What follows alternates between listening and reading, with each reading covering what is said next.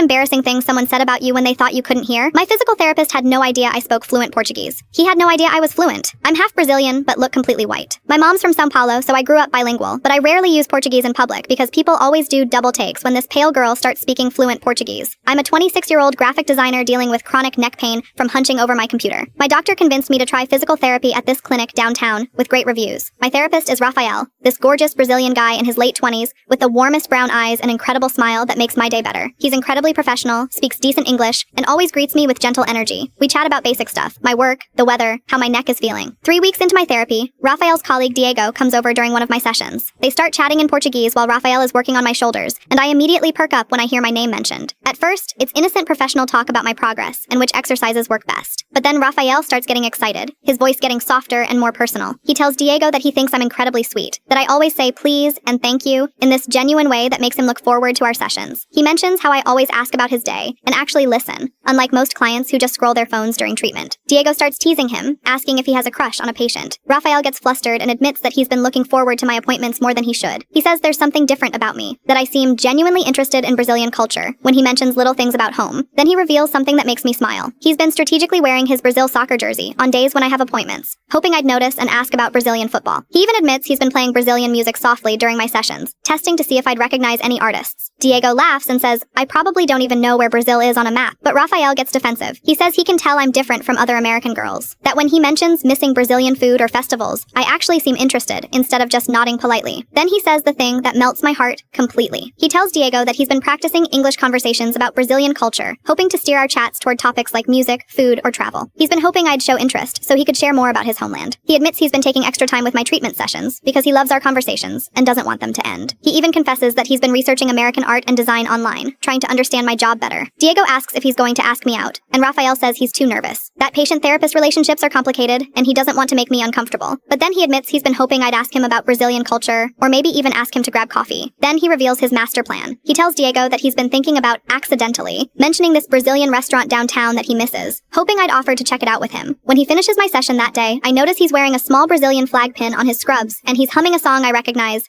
Garota de Ipanema. He's watching my face carefully, probably hoping I'll recognize something. I look at his pin, then at his hopeful expression, and decide it's time to end this sweet charade. I say in perfect Portuguese, that's a beautiful song. I love bossa nova, especially when I'm missing São Paulo. He literally drops the towel he's holding and his jaw hits the floor. His eyes go wide and he starts laughing in disbelief. I continue in Portuguese. And I'd love to try that Brazilian restaurant you were thinking about mentioning. I've been craving some proper feijoada. He covers his face with his hands, embarrassed, but smiling huge. How long have you understood everything? Now we talk in Portuguese during every appointment, and we're planning a trip to São Paulo together next year. We've become genuine